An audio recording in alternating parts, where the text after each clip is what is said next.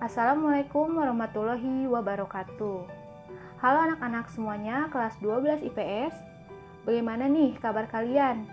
Ibu doakan semoga kalian semua dalam keadaan sehat walafiat serta dalam lindungan Allah Subhanahu wa taala.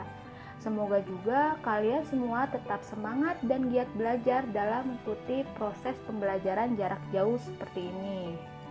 Sebelum memulai pembelajaran, ada baiknya kita berdoa sesuai dengan kepercayaan masing-masing. Berdoa dimulai. Berdoa selesai. Nah, pada hari ini kalian bertemu lagi dengan Ibu dalam mata pelajaran sosiologi. Pertemuan sebelumnya, kita telah membahas mengenai konsep kearifan lokal. Kearifan lokal tidak terlepas dari nilai-nilai yang dipertahankan di suatu daerah ataupun komunitas tertentu. Nah, nilai-nilai tersebut tentu tidak akan mudah diubah paradigma ataupun sudut pandangnya. Oleh sebab itu, diperlukan strategi dari pemberdayaan komunitas sehingga pengaruh positif dari kearifan lokal tersebut dapat tetap terjaga. Untuk itu, pertemuan hari ini kita akan membahas konsep pemberdayaan komunitas.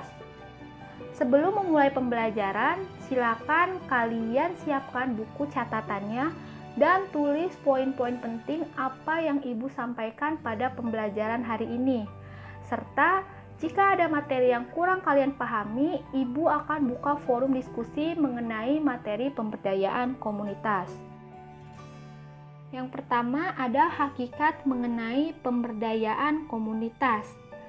Secara etimologis, pemberdayaan berasal dari kata daya yang berarti kekuatan atau mengembangkan kemampuan.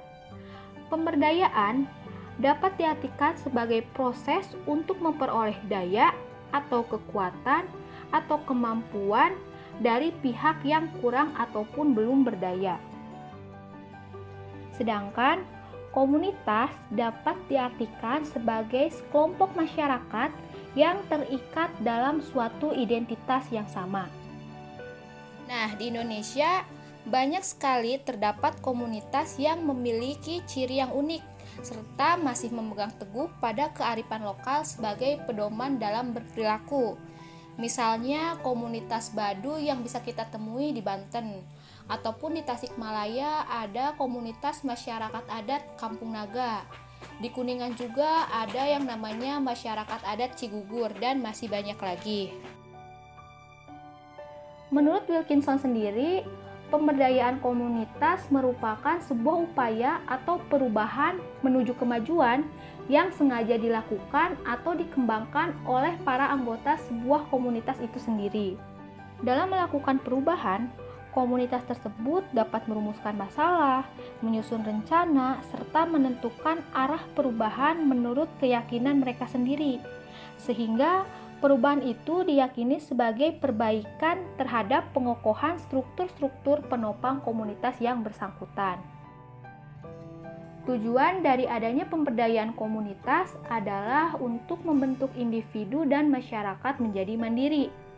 Kemandirian itu meliputi kemandirian dalam hal bertindak, dalam hal berpikir, dan mengendalikan apa yang mereka lakukan. Nah, selanjutnya ada sasaran mengenai pemberdayaan komunitas. Jadi, adanya pemberdayaan komunitas ini umumnya diorientasikan kepada komunitas yang kurang berdaya ataupun tidak berdaya. Pemberdayaan juga dapat dilakukan kepada komunitas yang telah berdaya dengan syarat dan tujuan untuk mengantisipasi terhadap ancaman ataupun hambatan yang dapat mengubah komunitas itu sendiri. Sehingga dapat disimpulkan bahwa pemberdayaan komunitas ini lebih diarahkan dengan memberikan daya ataupun dukungan maupun kekuatan kepada suatu komunitas yang diharapkan menjadi komunitas yang lebih baik lagi. Selanjutnya ada prinsip-prinsip dari pemberdayaan komunitas. Dalam pemberdayaan komunitas diperlukan pedoman-pedoman dalam pelaksanaannya. Di sini Mardikanto mengemukakan bahwa pemberdayaan itu memiliki 3 prinsip. Yang pertama itu ada prinsip mengerjakan. Artinya, Kegiatan pemberdayaan harus sebanyak mungkin melibatkan masyarakat dalam hal mengerjakan atau menerapkan sesuatu. Melalui mengerjakan, masyarakat akan mengalami proses belajar, baik dengan menggunakan pikirannya, perasaannya, ataupun keterampilannya yang akan terus diingat dalam jangka waktu yang lebih lama. Yang kedua itu ada akibat. Artinya, kegiatan dari pemberdayaan tersebut harus memberikan akibat ataupun pengaruh yang baik atau bermanfaat bagi masyarakatnya. Jadi di sini maksudnya perasaan senang ataupun tidak senang akan mempengaruhi semangat masyarakat dalam mengikuti kegiatan pemberdayaan di masa-masa mendatang. Dan yang terakhir yaitu yang ketiga ada prinsip asosiasi. Artinya, setiap kegiatan pemberdayaan harus dikaitkan dengan kegiatan lainnya. Kenapa harus dikaitkan? Karena umumnya setiap orang itu cenderung untuk mengkaitkan atau menghubungkan kegiatannya dengan kegiatan atau peristiwa lainnya. Siklus dari pemberdayaan komunitas. Nah, jadi pemberdayaan komunitas itu tidak dapat dilepaskan dari siklus pemberdayaan itu sendiri. Pemberdayaan komunitas merupakan suatu kegiatan yang berkesinambungan, serta diharapkan terjadi peningkatan kualitas dari satu tahapan ke tahapan setelahnya. Menurut Terry Wilson, terdapat 7 tahapan dalam siklus pemberdayaan komunitas. Nah, kalian bisa lihat di sini kan, terdapat 7 siklus dari tahap pemberdayaan komunitas. Ibu akan menjelaskan tahapnya satu persatu. Tahap yang pertama itu ada keinginan dari masyarakat sendiri untuk berubah menjadi lebih baik.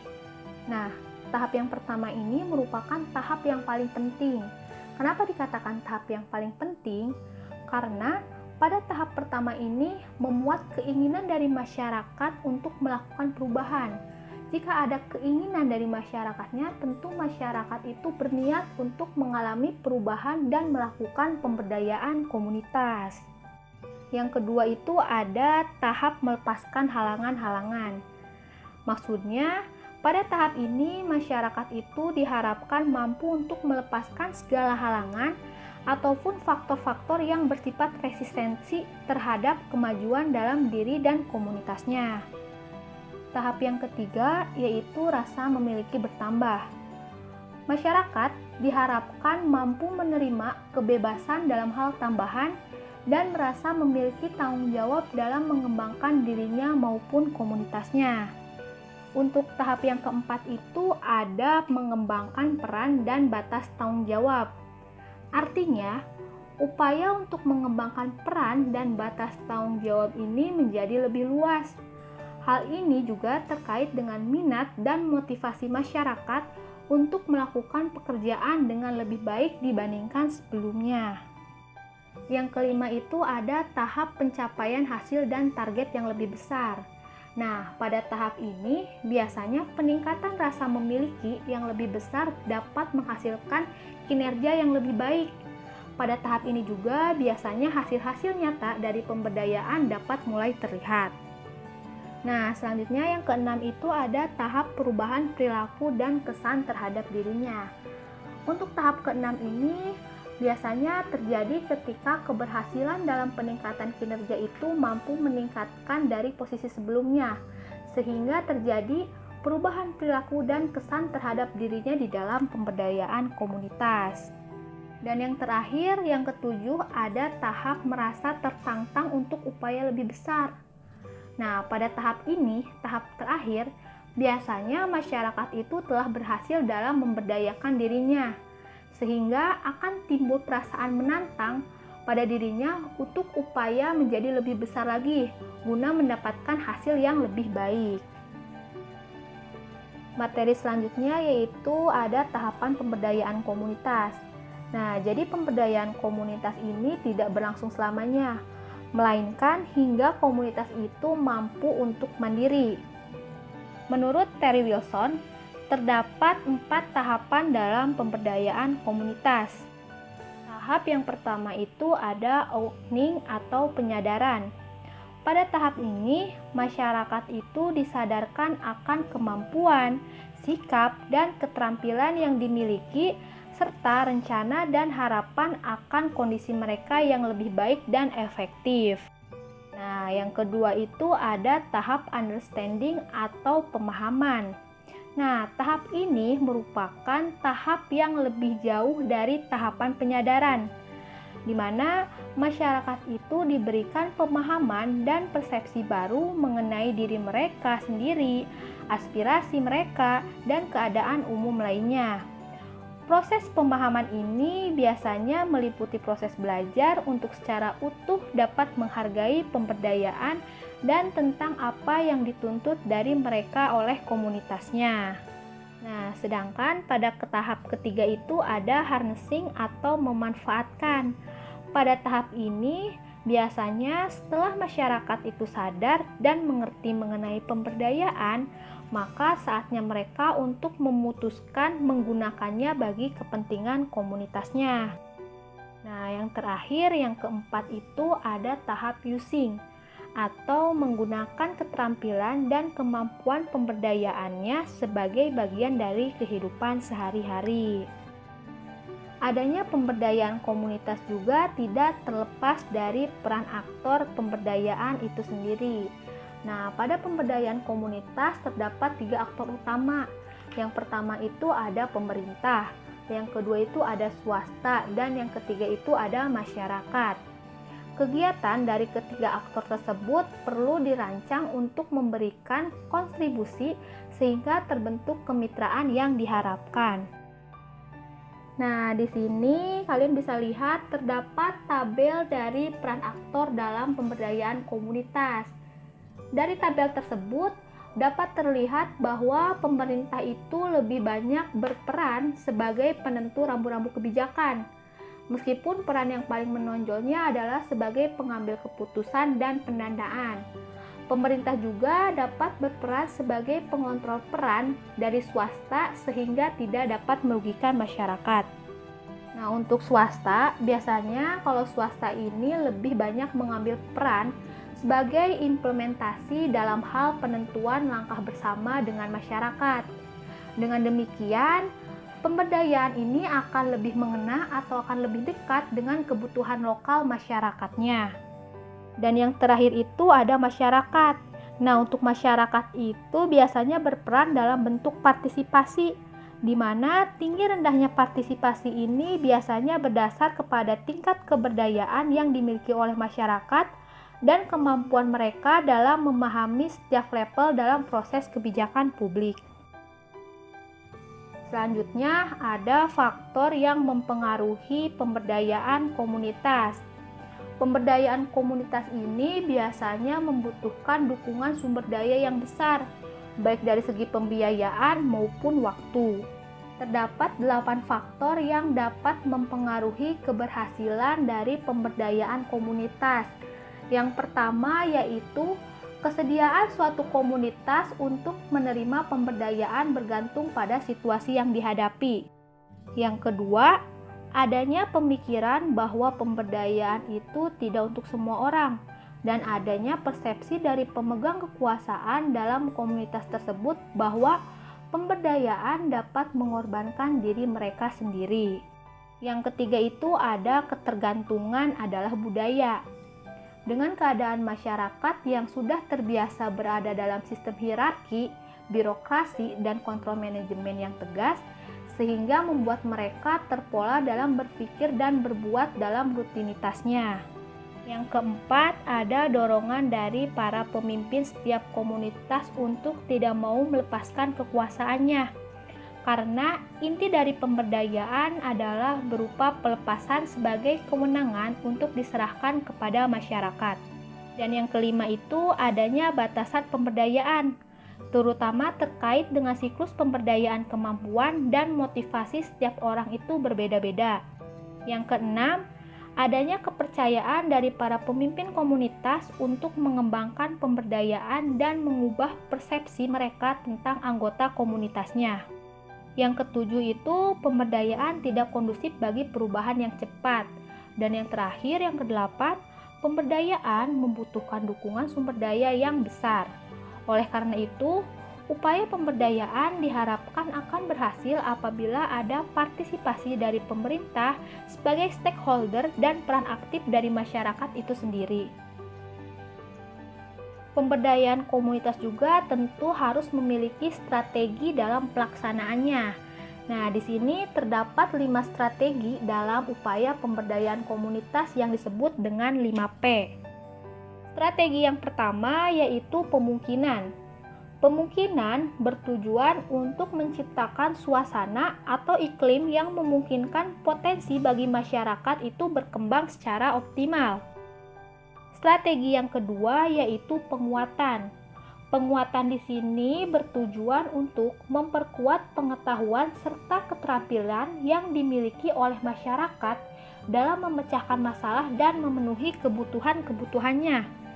Pemberdayaan harus mampu menumbuh kembangkan kemampuan dan kepercayaan diri masyarakat yang menunjang kemandirian mereka. Strategi yang ketiga yaitu perlindungan. Perlindungan di sini bertujuan untuk melindungi masyarakat, terutama kelompok lemah, agar tidak tertindas oleh kelompok yang kuat, sehingga dapat menghindari terjadinya persaingan yang tidak seimbang antara yang kuat dan yang lemah, serta mencegah terjadinya eksploitasi kelompok kuat terhadap kelompok yang lemah. Strategi yang keempat yaitu penyokongan. Penyokongan bertujuan untuk memberikan bimbingan dan dukungan agar masyarakat itu mampu menjalankan peranan dan tugas dalam kehidupannya. Pemberdayaan harus mampu menyokong masyarakat supaya tidak terjatuh ke dalam posisi-posisi yang semakin lemah dan terpinggirkan. Dan strategi yang terakhir yaitu pemeliharaan. Pemeliharaan biasanya bertujuan untuk memelihara kondisi yang kondusif agar tetap terjadi keseimbangan distribusi kekuasaan antara berbagai kelompok di dalam masyarakat. Pemberdayaan harus mampu menjamin keselarasan dan keseimbangan yang memungkinkan setiap orang itu dapat memperoleh kesempatan untuk berusaha. Nah, di sini itu terdapat partisipasi masyarakat lokal atau warga masyarakat dalam pemberdayaan. Partisipasi dapat diartikan sebagai manifesta tanggung jawab sosial dan individu terhadap komunitasnya sendiri maupun dengan komunitas luar. Partisipasi dan pemberdayaan merupakan strategi yang sangat potensial dalam rangka meningkatkan ekonomi, sosial, dan transformasi budaya. Partisipasi komunitas dalam pemberdayaan adalah keikutsertaan dalam perencanaan, pelaksanaan, sampai evaluasi program pembangunan. Menurut Erikson, partisipasi dari komunitas dalam pembangunan itu terdiri dari 3 tahap. Yang pertama ada partisipasi pada tahap perencanaan. Pada tahap ini, masyarakat ikut berpartisipasi atau berperan dalam hal memberikan usulan, saran, maupun kritik dalam pertemuan-pertemuan yang diadakan. Mereka terlibat dalam pendanaan dan strategi dalam penyusunan kepanitiaan maupun anggaran. Yang kedua, ada partisipasi pada tahap pelaksanaan. Pada tahap ini, masyarakat terlibat dalam pelaksanaan suatu proyek. Mereka menyumbang ide, gagasan, tenaga, uang, bahkan materi lainnya sebagai wujud partisipasi mereka. Ketiga, ada partisipasi pada tahap pemanfaatan. Pada tahap yang terakhir ini, keterlibatan masyarakat dalam memanfaatkan sebuah proyek yang telah selesai dikerjakan. Partisipasi dalam tahap ini biasanya berupa tenaga ataupun uang untuk memelihara serta mengelola proyek yang telah dibangun tersebut. Nah, mungkin Ibu rasa cukup sampai di sini pembahasan mengenai materi pemberdayaan komunitas. Semoga apa yang kita pelajari hari ini mudah untuk kalian pahami dan dapat menambah ilmu pengetahuan serta wawasan kalian. Dan Ibu minta maaf jika ada perkataan Ibu yang salah. Akhir kata, Ibu ucapkan terima kasih. Wassalamualaikum warahmatullahi wabarakatuh.